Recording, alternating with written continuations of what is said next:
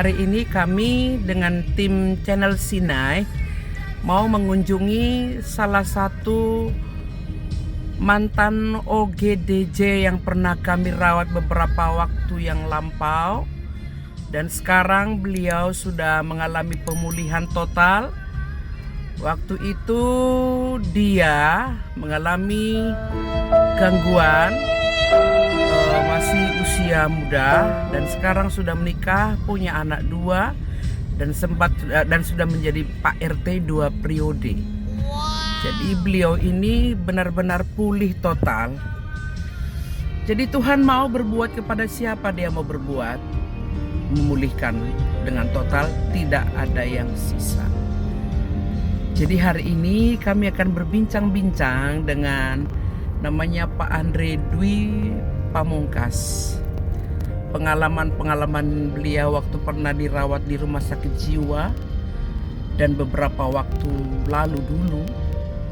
Dan kalau nanti kawan-kawanku sekalian yang tercinta, penonton yang setia, akan melihat bagaimana karya Tuhan memulihkan seorang anak manusia yang mungkin menurut orang lain sudah nggak mungkin ada harapan.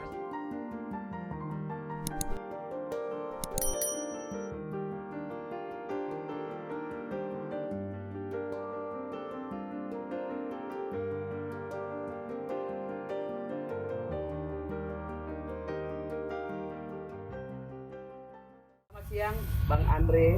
Ya, Tante. Puji Tuhan, hari ini kita bisa ketemu di tempat yang sejuk, tempat alam terbuka begini. Senang bertemu dengan Pak Andre. Ya, beliau ini kawan Sinai, dulu pernah mengalami hal-hal istimewa, dan beliau bisa keluar dari pengalaman yang istimewa itu sekarang menjadi sangat amat istimewa. Karena dia sudah berguna untuk masyarakat luas, dan juga berguna untuk umat-umat Tuhan, dan juga untuk anak dan keluarganya. Dan Mas Andre, coba kami ingin sekali Channel Sinai ingin mendapatkan cerita pengalaman dulu waktu kurang menyenangkan itu, dan akhirnya bisa menang dari situ, sehingga sekarang ini bisa menjadi orang yang benar-benar kuat dan bisa menjadi inspirasi bagi teman-teman di luar sana yang mungkin mereka, keluarganya, sanak familinya, atau anaknya mengalami hal yang serupa yang pernah Mas Andre alami. Coba diceritakan dia. Oke, terima kasih Tante, kawan-kawan Sinai ya. Saya Andreas Dwi Pamungkas, dan saya pernah mengalami masa-masa yang sukar ketika tahun 95 waktu itu saya masih SMA. Ya. Ada beberapa hal kejadian yang membuat saya mengalami kekecewaan waktu itu, dan itu membuat saya akhirnya tidak bisa menguasai diri. Dan ketika itu saya tidak bisa mengontrol diri dan membuat orang-orang di sekitar saya menjadi takut. Dan waktu itu sempat oleh orang tua, akhirnya saya dibawa ke rumah sakit jiwa di Solo. Dan selama di rumah sakit jiwa saya sempat keluar masuk ya selama 3 kali, dan tidak mengalami pemulihan. Jadi hanya karena obat, terus nanti kumat lagi masuk ya itu sekitar tahun 95 ya. Betul. Dan puji Tuhan waktu itu setelah 3 kali saya di rumah sakit jiwa, akhirnya saya dibawa ke Yayasan Sinai ya. Seingat saya waktu itu sekitar bulan Desember itu ya. tahun 95. Dan di situ saya ketemu dengan Tante Arta sama Om Titus, dan saya boleh merasakan mengalami zaman Tuhan di Sinai waktu itu. Waktu itu saya merasakan begitu cepat Tuhan menjamah saya, memulihkan. Dan saya juga lepas dari obat-obatan waktu itu, maksudnya obat-obat yang dibawa dari rumah sakit. Saya ingat hanya dikasih 1 kali 2 kali, tapi setelah itu saya lepas, dan saya mulai mengalami pemulihan itu sekitar bulan Februari. Jadi sekitar mungkin 2-3 bulan saya bisa menemukan jati diri saya, dan puji Tuhan saya bisa pulih, dan Tuhan memproses hidup saya. Ya. Artinya kan begini Mas Andre, semua orang kan bisa mengalami hal yang serupa, bukan karena dia orang hebat, orang kuat. Pada dasarnya orang punya bibit depresi. Kalau bibit itu tidak ditanggulangi dengan baik, bisa akan lagi mencapai puncak yang begitu, akhirnya pertahanannya jebol. Dan itu bukan aib, ya kan?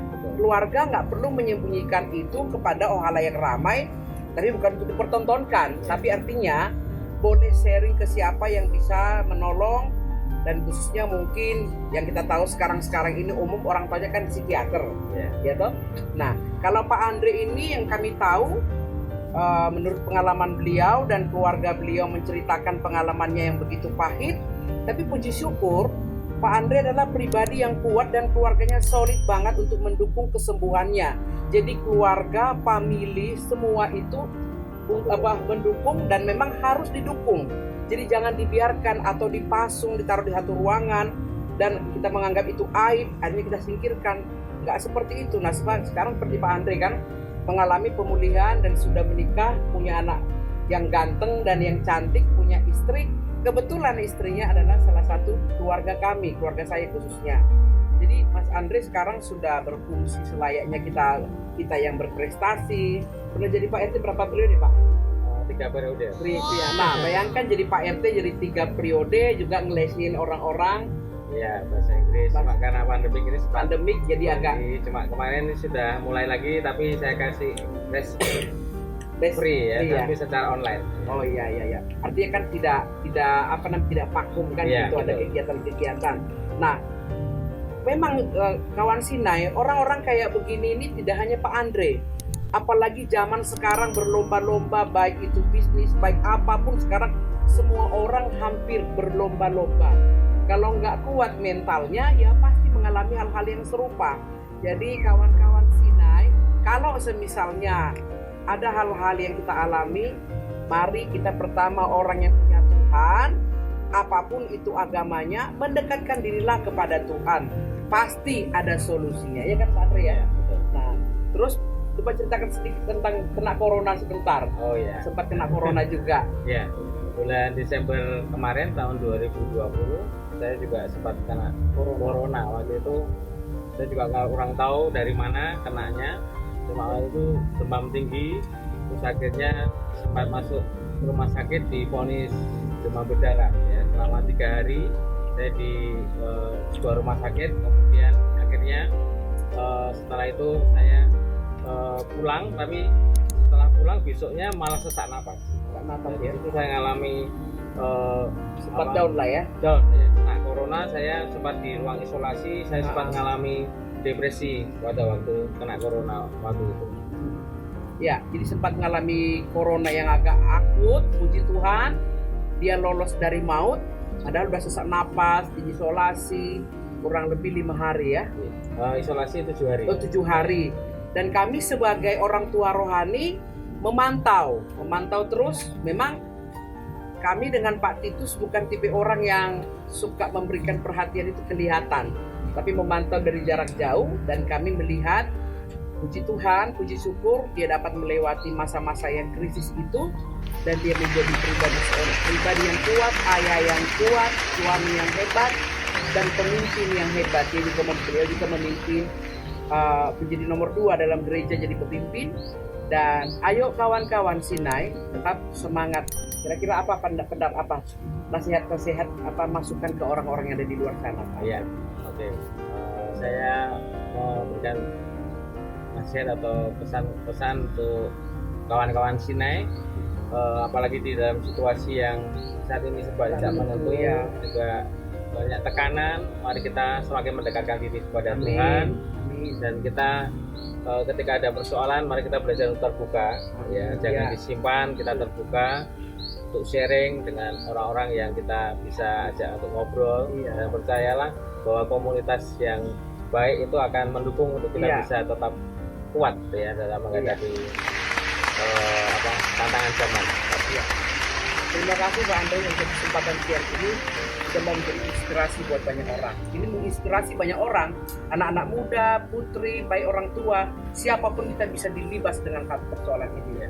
Jadi ini menjadi inspirasi, tetap menjadi orang kuat, orang yang positif. Jangan suka tertutup, terbukalah dengan persoalanmu, tapi jangan kayak ember bocor semua orang ceritain. Ya. Cari orang yang memang bisa dipercaya. That is it, ya. Ini mereka berdua, suami istri, Ibu Pinta Siboro dengan Pak Andre yang barusan kita ajak berbincang-bincang. Mereka berdua ini adalah dua manusia ciptaan Tuhan yang sangat luar biasa. Mereka ini orang yang kuat, tapi kadang-kadang mereka tidak menyadari kalau mereka itu kuat. Mereka cukup menginspirasi banyak orang, dan saya berharap mereka tetap menjadi orang yang hebat di tangan Tuhan dan hebat untuk diri mereka sendiri dan untuk keluarga mereka. Tuhan memberkati kalian berdua. Bye.